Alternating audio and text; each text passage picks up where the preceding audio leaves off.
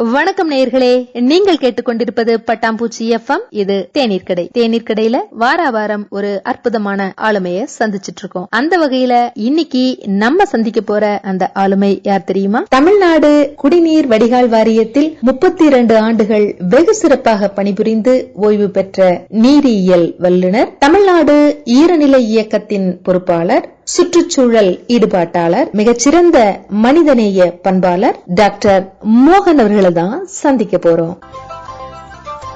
வழக்கம் போல சுவாரஸ்யமான கேள்விகளை கேட்க போறாங்க நம்ம ஆர்ஜே டாக்டர் கிருஷ்ணா கணேஷ் அவர்கள். வாங்க நேர்களே, நிகழ்ச்சிக்குள்ள போகலாம்.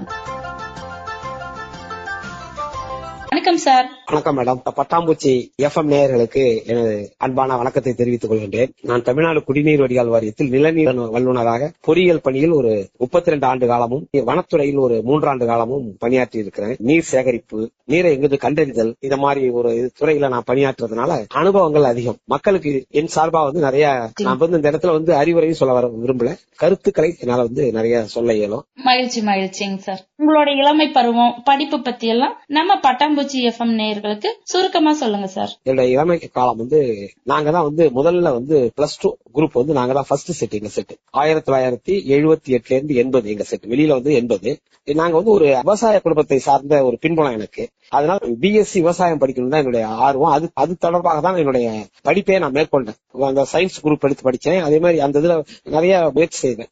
ஆனா என்ன ஒரு சூழல் அப்படின்னு கேட்டீங்கன்னா, அன்றைய காலகட்டத்தில் 1980 3 விவசாய கல்லூரி தான் இருந்துச்சு. மதுரையில ஒரு விவசாய கல்லூரி இருந்துச்சு, கோயம்புத்தூர்ல ஒரு விவசாய கல்லூரி இருந்துச்சு, அண்ணாமலை பல்கலைக்கழகத்துல ஒரு விவசாய கல்லூரி இருந்துச்சு. அதனால எனக்கு அது கிடைக்கக்கூடிய வாய்ப்பு இல்லை. ஆகையால என்ன செஞ்சேன், சரி அடுத்த லெவல் என்ன பண்ணலாம் அப்படின்னு பாக்குறப்ப ஜியாலஜியை நான் தேர்வு செய்தேன். அன்றைய காலகட்டத்தில் 5 இடத்துல மட்டும்தான் இந்த ஜியாலஜி இருந்துச்சு, வேற எங்கேயுமே இல்லை. சென்னையில இருந்துச்சு, அண்ணாமலை பல்கலைக்கழகத்துல இருந்துச்சு, தூத்துக்குடியில இருந்துச்சு, இன்னும் சில 2 இடங்கள்ல இருந்துச்சு, மத்த எங்கேயுமே இல்ல இந்த ஜியாலஜி. அதனால லிமிட்டடான ஸ்கோப் இருக்கிறதுனால அந்த இதை தேர்வு செய்து அதுல பயின்றேன். அது பயின்றுட்டு என்னுடைய எய்ம் என்னவா இருந்துச்சுன்னா, எங்களுக்கு ஜியாலஜிக்கல் சர்வே ஆஃப் இந்தியான்னு சொல்லிட்டு மத்திய அரசு பணிக்கு போதான் நாங்க நிறைய முயற்சி செய்தோம். பட் இருந்த போதிலும் அது கிடைக்கக்கூடிய வாய்ப்பு கிடைக்கல. அதன் சார்பாக என்ன கிடைச்சதுன்னா, தமிழ்நாடு குடிநீர் வடிகால் வாரியத்துல நிலநீர் வல்லுநராக பணியாற்றக்கூடிய ஒரு வாய்ப்பு கிடைச்சிச்சு. அதனால அங்க பணி செய்தோம். அங்கதான் அதுல தொடர்ந்து நாங்கள் பயணித்தோம்.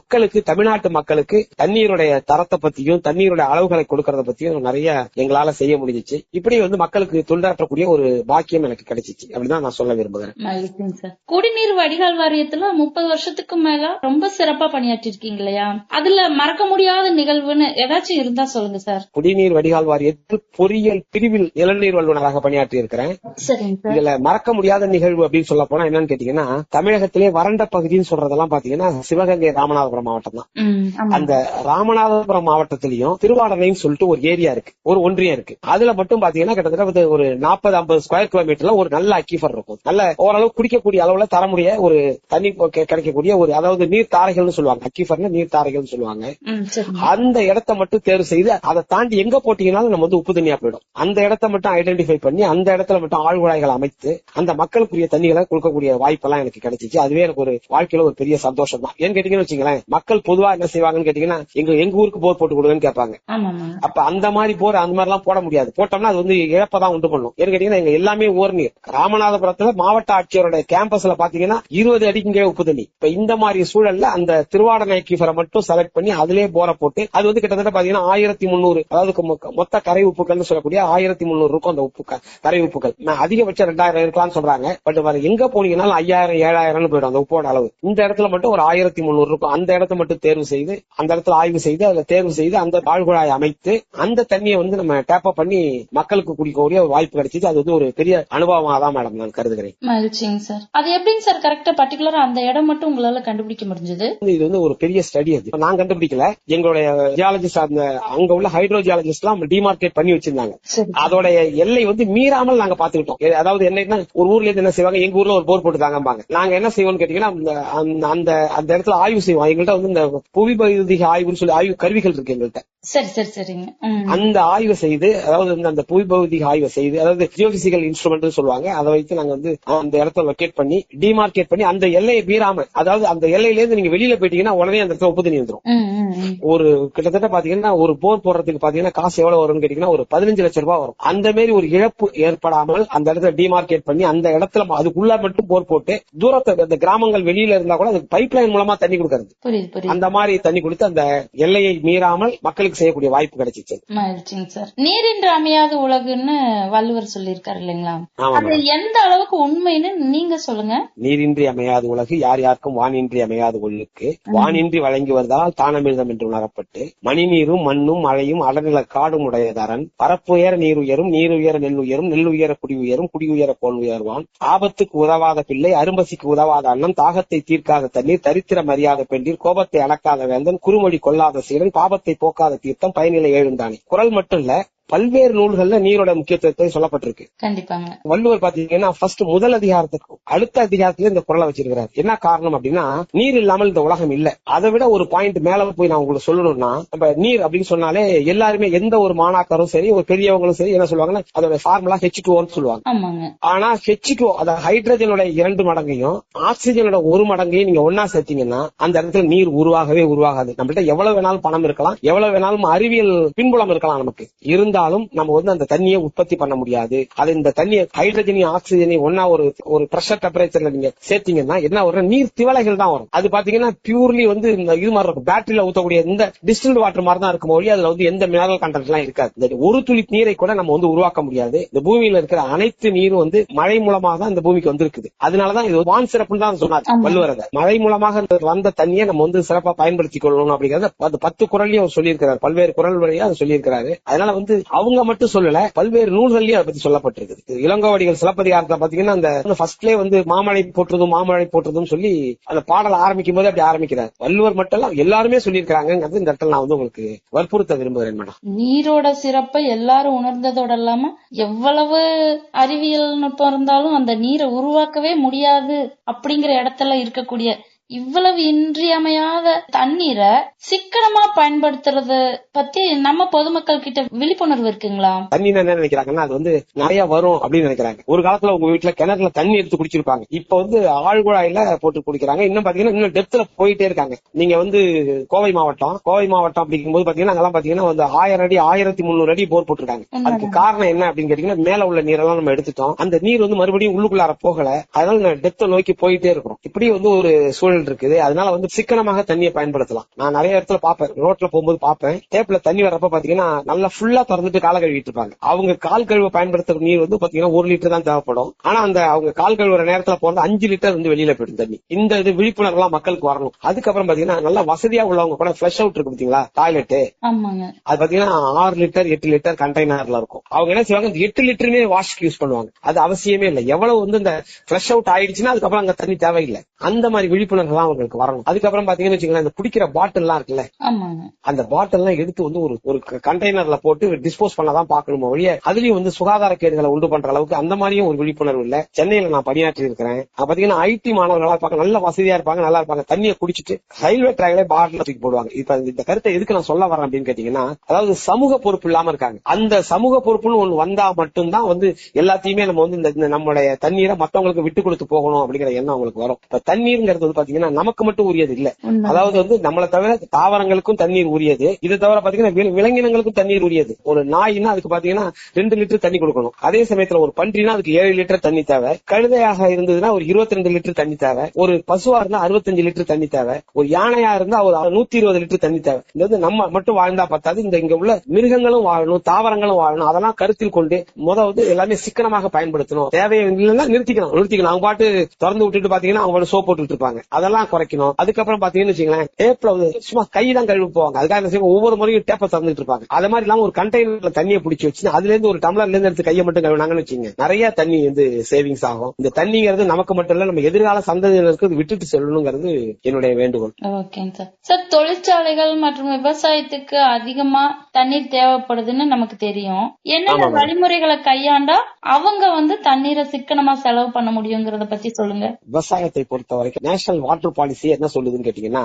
2012 national draft policy water policy அதுல என்ன சொல்றாங்கன்னா ஃபர்ஸ்ட் வந்து குடிதண்ணிக்கு தான் முக்கியத்துவம், 2வது விவசாயம், 3வது ஹைடல் பவர், 4வது இண்டஸ்ட்ரீஸ். இப்படிதான் அவங்க கேட்டகரைஸ் பண்ணி வச்சிருக்காங்க. அப்படிங்கிற பட்சத்துக்கு இதுக்கும் நம்ம தண்ணி கொடுத்துதான் ஆகணும். கொடுத்தா மட்டும்தான் வந்து இந்த நாடு வளர்ச்சியை நோக்கி போகும். இப்ப என்ன செய்யலாம் அப்படின்னு விவசாயம் அப்படின்னா சில ஏரியாக்கெல்லாம் பாத்தீங்கன்னா மோட்டாரை போட்டுட்டு அவங்க பாட்டு வந்துருவாங்க. தண்ணி பாத்தீங்கன்னா அது அப்படியே நெற்பயிர்ல நிறைய நிக்கும். அந்த மாதிரி இல்லாம அதுக்கு எவ்வளவு தேவை, அதுக்கு 1 சென்டிமீட்டர் தேவையா, 2 சென்டிமீட்டர் தேவையா, 3 சென்டிமீட்டர் தேவையா அப்படிங்கிற அந்த அளவுக்கு வந்து அவங்க தண்ணியை மட்டும் விட்டுட்டு வந்தாங்கன்னா அதன் மூலமா கொஞ்சம் சேவிங் பண்ணலாம். அதுக்கப்புறம் தென்னை மரம் எல்லாம் இருக்கும், வாழை மரம் எல்லாம் இருக்கும், அதுக்கெல்லாம் ட்ரிப் இரிகேஷன்ல பண்ணலாம். நிறைய இடத்துல பண்ணிருக்காங்க, இல்லன்னு மறுக்கல. குழாய்களை பதிச்சு அதன் மூலமா தண்ணியை விடலாம். சில ஏரியாவில் வந்து இன்னமும் அதை பத்தி விழிப்புணர்வு எல்லாம் என்ன செய்யறாங்க, அவருடைய பாத்தி பூரா தண்ணி எடுத்துறாங்க. அதெல்லாம் கொஞ்சம் குறைக்கலாம். தொழிற்சாலைகளை பொறுத்த வரைக்கும் அவங்க கேம்பஸ்ல அவங்களுக்கு வேண்டிய தண்ணிகளை வந்து அந்த ஏரியாவிலே ரெயின் வாட்டர் ஹார்வெஸ்டிங் பண்ணலாம். ஏன்னா அவங்க ஏரியா வந்து அவங்களுடைய கட்டுப்பாட்டுல தான் இருக்கு, அங்க சுத்தமா தான் இருக்கு. அங்க பெய்யற மழையே பாத்தீங்கன்னா அளவுக்கு அதிகமான மழை அங்க இருக்கும். ஒண்ணும் இல்ல, அதுல வர சோப்பா இருக்கிற இடத்துல வந்து ஒரு பாயிண்ட் மாதிரி கட் பண்ணி அந்த கிளே எல்லாம் களிமண் எல்லாம் எடுத்துட்டாங்கன்னு வச்சுங்களேன், அது வழியால தண்ணி வந்து ரீசார்ஜ் ஆகி கிரவுண்டுக்கு போகும். அந்த ஏரியாவில பெய்யற மழை அதுக்கப்புறம் அவங்களுடைய வாட்டரை வந்து ரீயூஸ் பண்ணலாம். அந்த அங்க அவங்கள்ட்ட வர தண்ணி வெளியில வருது இல்ல, அந்த தண்ணியை எடுத்து என்ன செய்யலாம், ரீயூஸ் பண்ணி கூலிங் டவர் எல்லாம் நிறைய இதுக்கு பயன்படும். தொழிற்சாலைகள் சொல்ல போனோம்னா வந்து சுகர் ஃபேக்டரி வரும், அதுக்கப்புறம் சிமெண்ட் ஃபேக்டரி வரும், அதுக்கப்புறம் பேப்பர் இண்டஸ்ட்ரீஸ் வரும். இதெல்லாம் அவங்க கூலிங் டவருக்கு இது தேவை, தண்ணி தேவை. அதுக்கெல்லாம் அவங்க வந்து இந்த ரீயூஸா அந்த தண்ணியை எடுத்து பயன்படுத்தினாங்கன்னா நிறைய மிச்சமாகும். ரெயின் வாட்டர் ஹார்வெஸ்டிங் அந்த ஏரியாவில் பண்ணாங்கன்னா அவங்க தண்ணியே அவங்களுக்கு போதும். இதை வந்து நான் எங்க கண் கூட நான் பார்த்தேன் அப்படின்னு கேட்டீங்கன்னா, சென்னையில ஒரு டிஸ்டிலரிஸ் ஒண்ணு இருக்கு, பேர் சொல்ல விரும்பல. அவங்களுக்கு தண்ணி வந்து லட்சக்கணக்கில் காசு கொடுத்து டெய்லி வாங்குறாங்க. அவங்களுடைய டிஸ்டிலரினா உங்களுக்கு தெரியும், அதாவது பீர் பிராண்ட் தயார் பண்ணக்கூடிய ஒரு இடம். அவங்க என்ன செஞ்சாங்க, எங்களுக்கு வந்து ஒரு ஆலோசனை கொடுங்கன்னு எங்களுடைய மேலாண்மை இயக்குனருக்கு ஒரு கடிதம் கொடுத்தாங்க. உடனே பொறியாளர் 2 நிலநீர் வல்லுநர்கள் அனுப்பி அதை பார்க்க சொன்னாங்க. அங்க பாக்குறப்ப அவங்க ஏரியாவில் பெய்யற மழை தண்ணி அவங்க சேகரித்தாலே அவங்க வந்து காசு கொடுத்து தண்ணி வாங்க வேண்டியது, லட்சக்கணக்கில் டெய்லி வாங்கிட்டு இருக்காங்க. அதனால தொழிற்சாலை எல்லாம் அவங்களுடைய தண்ணியே அவங்க பயன்படுத்திக் கொள்ளலாம். விவசாயத்தை பொறுத்த வரைக்கும் பாத்தீங்கன்னா எவ்வளவு தண்ணி விடணுங்கிறது வந்து ஒவ்வொரு வேளாண்மை அலுவலரும் உதவி வேளாண்மை அலுவலரும் அவங்களுக்கு அட்வைஸ் பண்றாங்க. அந்த அளவுல பண்ணலாம். இப்ப என்ன செய்யறாங்கன்னு கேட்டீங்கன்னா, மோட்டாரை போட்டு வந்துருவாங்க, ஃபுல்லா தண்ணி நிக்கும். மறுபடியும் பாத்தீங்கன்னா அடுத்த நாள் பாத்தீங்கன்னா ஆள் தண்ணியை ஃபில் பண்ணுவாங்க. அதே மாதிரி இல்லாம கொஞ்சம் கவனம் செலுத்தினாங்கன்னா வந்து 2 வகையான மிச்சம், அதுல எலக்ட்ரிசிட்டியும் மிச்சம், பை த பை பாத்தீங்கன்னா தண்ணீரும் மிச்சம். அதனால வந்து ஒருத்தவங்களும் கருத்தில் எடுத்துக்கொள்ளணுங்கிறது தான் என்னுடைய ஆவல். சார், இப்ப வந்து விவசாயிகள் எந்த மாதிரி பயன்படுத்தணும்னு சொன்னீங்க, தொழிற்சாலைகள் வந்து எந்த மாதிரி தண்ணிய சேமிச்சு அதை ரீயூஸ் பண்ணலாம்னு சொன்னீங்க.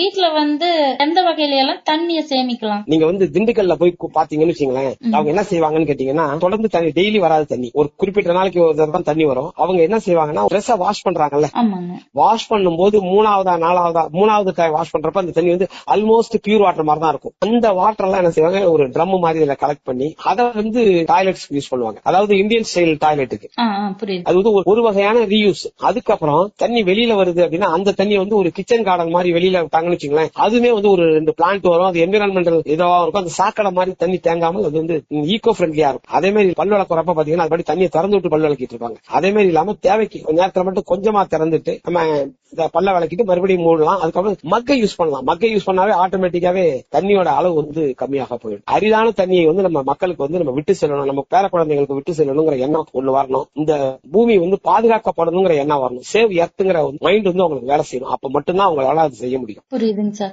இன்னொன்னு கூட வீடுகள்ல நம்ம செய்யக்கூடிய தப்பு தான், அது நம்ம கேர்லெஸ்னு கூட சொல்லலாம். சில சமயம் அந்த பைப் எல்லாம் ஓவரா திருக்கிட்டோம்னா கொஞ்சம் அந்த மர கலந்த மாதிரி இருக்கும்போது டிராப்பா தண்ணி சொட்டுது இல்லைங்களா, ஒரு 2 மணி நேரம் 3 மணி நேரம் ஆகுற போது ஒரு பக்கெட் அளவுக்கு நிறைஞ்சிருது. டெஃபினட்டா மேடம், இதெல்லாம் சின்ன சின்ன விஷயங்களை வந்து கவனம் செலுத்தணும் மேடம். இப்ப வந்து பூமியில வந்து நீர் இருப்புன்னு எவ்வளவு இருக்கு, எதனால 3ஆம் உலக போர்னு ஒண்ணு நடந்ததுன்னா தண்ணீருக்காக தான் நடக்கும் அப்படின்னு சொல்றாங்க. அதாவது மேடம், இப்ப வந்து உலகத்துல வந்து 820 கோடி மக்கள் இருக்காங்க. இதுல பாத்தீங்கன்னு வச்சுங்களேன், இதுல நிலப்பரப்புன்னு பாத்தீங்கன்னா 29% தான், 71% தண்ணீர் தான். இந்த 71%லயும் 97.2% வந்து உவர் நீர் சொல்லக்கூடிய சலைன் வாட்டர், 2.8 தான் வந்து ஃப்ரெஷ் வாட்டர்னு சொல்லக்கூடிய நன்னீர். அப்படிங்கிற பட்சத்துல வந்து தண்ணீர் இருப்புங்கிறது வந்து ரொம்ப கம்மி தான். இதுலயும் பாத்தீங்கன்னா 2.8 சொன்ன பாத்தீங்களா, அதுல வந்து 2% எங்க போயிடுதுன்னா ஐஸ் பனிப்பாறைகள் ஆயிடுது. அதாவது வந்து போலார்லயும் ஆர்டிக் ஏரியாவிலயும் வந்து ஐஸா இருக்கு. 0.8% மட்டும் தான் ஃப்ரெஷ் வாட்டர் இருக்கு. அந்த ஃப்ரெஷ் வாட்டர்ல அதாவது 0.2% வந்து சர்ஃபேஸ் வாட்டரா இருக்கு. சர்ஃபேஸ் வாட்டர் அப்படி எதை சொல்லலாம் அப்படின்னு வச்சுக்கோங்க, ஏரி, குளம், குட்டை, டேம் அந்த மாதிரி உள்ளதா இருக்கு. அதாவது வந்து 0.6% தான் கிரவுண்ட் வாட்டரா இருக்கு. கிரவுண்ட் வாட்டர்னு சொல்லக்கூடிய நிலத்தடி நீரா இருக்கு. இப்ப இந்த நிலத்தடி நீரே வந்து 800 மீட்டருக்கு கீழே 0.3 தண்ணி இருக்கு, 800 மீட்டருக்கு மேல 0.3 இருக்கு. இந்த 0.3 மட்டும் தான் நம்ம யூஸ் பண்ண முடியும். வாட்டருங்கிறது வந்து ரொம்ப பிரிசியஸா தான் நம்மள்ட்ட இருக்கு. அப்ப அதை வந்து ஜுடிஷியஸா, அதாவது வந்து ஜுடிஷியஸ்னா சிக்கனமாக நம்ம பயன்படுத்தினா மட்டும்தான் நமக்கு தண்ணி கிடைக்கும். நம்ம இந்தியாவை பொறுத்த வரைக்கும் பாத்தீங்கன்னு வச்சுங்களேன், உலக அளவுல நம்மளோட லேண்ட் எவ்வளவு இருக்குன்னு கேட்டீங்கன்னா 2.45% தான் மேடம் இருக்கு. வாட்டர் பாத்தீங்கன்னா 4% தான் இருக்கு. நம்ம பாப்புலேஷன் எவ்வளவு இருக்குன்னு கேட்டீங்கன்னா 16% பாப்புலேஷன் இருக்கு. 148 கோடி கிட்டத்தட்ட மக்கள் தொகை இருக்கிறதா கணக்கு இருக்கு. இதுல 16% பாப்புலேஷனுக்கு நம்மள்ட்ட இருக்கிற தண்ணி வந்து 4% தான். அப்ப நமக்கு தண்ணி கம்மியா தான் இருக்கு. நீர் வந்து ஒவ்வொரு வருஷமும் நீர் மட்டம்ங்கிறது வந்து கீழே போயிட்டே இருக்கு. ஒரு காலத்துல பாத்தீங்கன்னா நம்ம கிணறுல வந்து தண்ணி எடுத்து குடிச்சிட்டு இருந்தோம். அப்புறம் பாத்தீங்கன்னா ஒரு ஆழ்குழாய் போட்டு தண்ணி குடிச்சோம். இப்ப ஆழ்குழாயிலும் இன்னும் மிக ஆழ்குழாய் போற அளவுக்கு இப்ப போயிட்டோம். அப்படியே மாறி மாறி போயிட்டே இருக்கும். அப்ப வாட்டர் லெவல் கீழே போயிட்டு இருக்கு. அதாவது அது வந்து அளவுன்னு சொல்றதுக்கு வாய்ப்பு இல்லை. என்ன காரணம் அப்படின்னு கேட்டீங்கன்னா, அது வந்து ஒவ்வொரு மாவட்டத்துக்கும் மாறும். அதாவது வந்து நீங்க கோயம்புத்தூர் அப்படின்னு எடுத்துக்கிட்டீங்கன்னா அங்க வாட்டர் லெவல் ஒரு மாதிரி இருக்கும். அதே பாத்தீங்கன்னா சேலத்துல வாட்டர் லெவல் ஒரு மாதிரி இருக்கும். அப்படியே நேரா ஒரு கோடை போட்டு ஈஸ்ட்ல வந்தீங்கன்னு வச்சுங்க, அரியலூர், பெரம்பலூர்ல வாட்டர் லெவல் ஒரு மாதிரி இருக்கும். இப்ப ஆவரேஜா வாட்டர் லெவல் பாத்தீங்கன்னா வருஷம் இறங்கிட்டு தான் இருக்கு. இப்ப நம்ம இதுல என்ன ஒரு நமக்கு ஒரு பை லக் அப்படின்னு கேட்டீங்கன்னா, ஒவ்வொரு வருஷமும் மழை பெய்யுது. மழை பெய்யும் போது கொஞ்சம் ரீசார்ஜ் ஆயிடுது. நம்மளுடைய சீசனை வந்து 4 நம்ம வச்சிருக்கோம். அதாவது வந்து ஜனவரி, பிப்ரவரி வந்து விண்டர்னு சொல்றோம். அதுக்கப்புறம் பாத்தீங்கன்னா மார்ச், ஏப்ரல், மே வந்து சம்மர்னு சொல்றோம். ஜூன், ஜூலை, ஆகஸ்ட், செப்டம்பர் பாத்தீங்கன்னா சவுத் வெஸ்ட் மான்சூன் சொல்றோம். அக்டோபர், நவம்பர், டிசம்பர் வந்து நார்த் ஈஸ்ட் மான்சூன் சொல்றோம். இது வந்து மோர் தென் 45% ஆஃப் வாட்டர் எங்க கிடைக்குது அப்படின்னு கேட்டீங்கன்னு வச்சுங்களேன், இந்த நார்த் ஈஸ்ட் மான்சூன்ல தான் கிடைக்குது.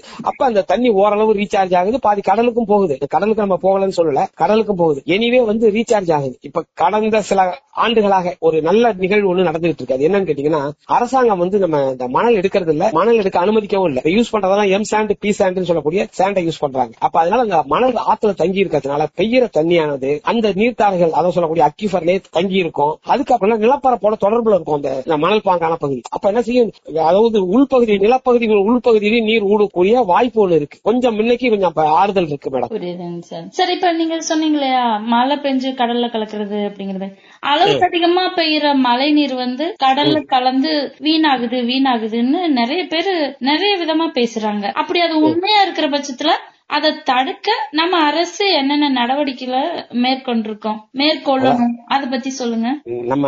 நம்மளோட நிலப்பரப்பு வந்து ஸ்லோப் வந்து பிளைன் ஸ்லோப், ஒரு டேம் கட்டினாலும் வெளிப்பகுதியில மறுபடியும் ஃப்ளோ ஆகி வெளில தான் போகும். ஏன்னா வந்து பிளைன் சர்ஃபேஸ் இது. எங்க நம்ம பண்ணலாம் அப்படிங்கிறதுனா வேலி மாதிரி உள்ள பகுதியில தான் நம்ம, அதாவது 2 குன்றுகள் இருக்குன்னா அதுக்கு நடுப்புற மறைச்சுதான் நீங்க அணைய கட்ட முடியும். பிளைன் சர்ஃபேஸ்ல அணைய கட்டவே முடியாது. மாறாக என்ன செய்யலாம் அப்படின்னா, ஆறுகள்ல செக் டேம் போடலாம், அதாவது தடுப்பணைகள் அமைக்கலாம். அது வந்து அரசாங்கம் ஓரளவு செய்து கொண்டுதான் இருக்குது. இதை தவிர சின்ன சின்ன ஏரிகள் எல்லாம் டீசில்டிங் சொல்லக்கூடிய தூய்மைப்படுத்திக்கிட்டு தான் இருக்காங்க. அந்த தூய்மைப்படுத்தும் பட்சத்துல வந்து தண்ணீரை சேகரிக்கலாம். அரசாங்கம் முடிந்த அளவு செய்து கொண்டுதான் இருக்கிறாங்க. தடுப்பணைகள் கட்டும் பட்சத்தில் அது வந்து செலவு கொஞ்சம் அதிகமாகும் போது ரொம்ப ஆய்வு செய்து தான் தடுப்பணைகள் கட்டக்கூடிய ஒரு சூழ்நிலை இருக்கு. முடிந்த வரைக்கும் இப்ப கட்டிக்கிட்டு தான் மேடம் இருக்காங்க. அந்த விழிப்புணர்வு அரசாங்கத்துக்கு இருக்கு. அதனாலதான் இப்ப நம்ம வந்து தண்ணி குடிச்சுக்கிட்டு இருக்கிறோம். பட் என்னன்னா நமக்கு தான் அந்த விழிப்புணர்வு இல்ல மேடம். நம்ம அதாவது மக்களுக்கு அந்த விழிப்புணர்வு இல்ல. அதாவது வந்து சிம்பிளா நம்ம தண்ணியை தேக்கி வைக்கலாம் அப்படின்னா, நம்ம வீடுகள் இருக்குன்னு வச்சுக்கலாம், பழைய காலத்து கிணறுகள் இருந்துச்சுன்னா அந்த கிணறை வந்து மூடிடாம அதுல வந்து இந்த மழைநீரை கொண்டு போய் சேகரிக்கலாம். நிறைய நாடுகள்ல பாத்தீங்கன்னா ஜீரோ வாட்டர், தண்ணியே இல்ல அப்படின்னு இது ஊடகங்கள்ல நம்ம படிச்சிருக்கோம். அந்த மாதிரி நிலைமை எல்லாம் நம்ம இதுல இல்ல. ஓரளவுக்கு வருடம் வந்து அதுக்குரிய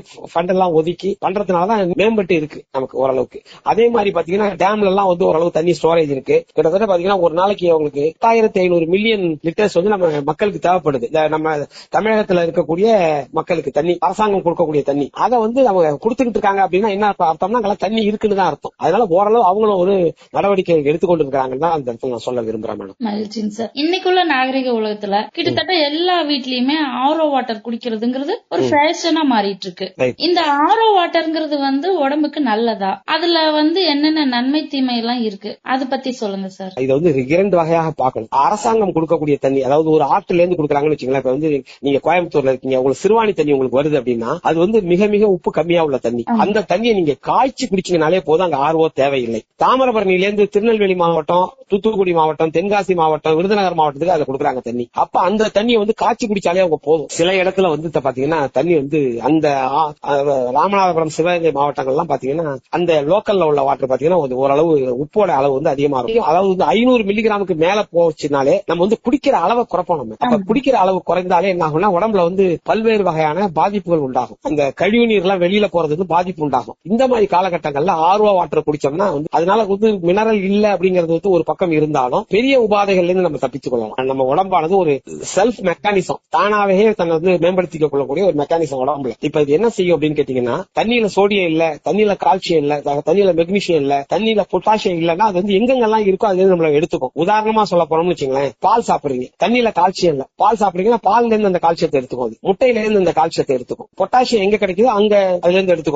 ஒரு வெத்தலை பாக்கு போடுறாங்க அப்படின்னா அதுல இருந்து ஒரு கால்சியம் மெக்னீசியம் என்னவோ அந்த மினரல்ஸ் கண்டென்ட் அது எடுத்துக்கும் உடம்பு. அதனால வந்து ரொம்ப பயப்பட வேண்டிய அவசியம் இல்ல. நல்ல தண்ணி கிடைத்தால் அதை வந்து நல்லபடியா சுட வைத்து குடிக்கலாம், தப்பு இல்ல. இல்லன்னா இந்த ஆர்வ குடிக்கிறதுலயும் தப்பு இல்லைங்கிறதா என்னுடைய கருத்து. என்ன காரணம் அப்படின்னு கேட்டீங்கன்னா, தண்ணியை குடிக்காம குறைச்சி குடிச்சு அதனால வந்து இந்த கழிவு நீர் பாதை இருக்கு பாத்தீங்களா மனிதனுடைய உடம்புல, அது வந்து பாதிக்காம இருக்கணும்னா இதை குடிச்சுக்கிறது தவறு இல்லைன்றதுதான் என்னுடைய கருத்து மேடம். சார், அப்புறம் சுற்றுச்சூழலை பாதுகாக்க இன்றைய இளைஞர்களுக்கு உங்களோட அறிவுரையா என்னெல்லாம் சொல்லுவீங்க? முதல்ல வந்து என்விரான்மெண்டல் சயின்ஸ்ங்கிறது வந்து இப்ப வந்து மேஜரா இப்ப வந்துருச்சு நம்ம சப்ஜெக்ட்லயே. இதுவே வந்து எங்க போகணும்னு கேட்டீங்கன்னா, அந்த கிராஸ் ரூட் லெவல்னு சொல்லுவாங்க, அந்த 7வது 8வது அந்த மாதிரி இதுல பாடத்தை கொடுக்கணும். ஒண்ணு பெரியவங்களா இருந்தாங்கன்னா மேடம் வந்து அவங்க ஒருத்தவங்க வந்து ஒவ்வொருத்தவங்களுக்கும் ஒரு பொறுப்புன்னு ஒண்ணு இருக்கு. இப்ப நிறைய நம்மள்ட்ட வந்து கிளப் எல்லாம் இருக்கு. கிளப்னா என்னன்னு கேட்டீங்கன்னா, லயன்ஸ் கிளப் இருக்கு, ரோட்டரி கிளப் இருக்கு, ஜூனியர் சாம்பர் இன்டர்நேஷனல் கிளப் இருக்கு, ரெட் கிராஸ் இருக்கு. இதே மாதிரிலாம் கொஞ்சம் நம்ம பார்ட்டிசிபேட் பண்ணோம்னு வச்சுங்களேன், அவங்க வந்து பங்களிப்பை வந்து இந்த சமுதாயத்தை பாதுகாக்கிறதுக்கான பங்களிப்புகள் அவங்க எடுத்துக்கிறாங்க. நான் எந்த ஒரு கிளப்புக்கும் நான் வந்து பிரீச் பண்றேன், அதாவது வந்து அவங்களை வந்து முன்னோடியா நிறுத்துறேன்னு நினைச்சிடாதீங்க. அங்க வந்து சில நடவடிக்கை எல்லாம் மேற்கொள்றாங்க.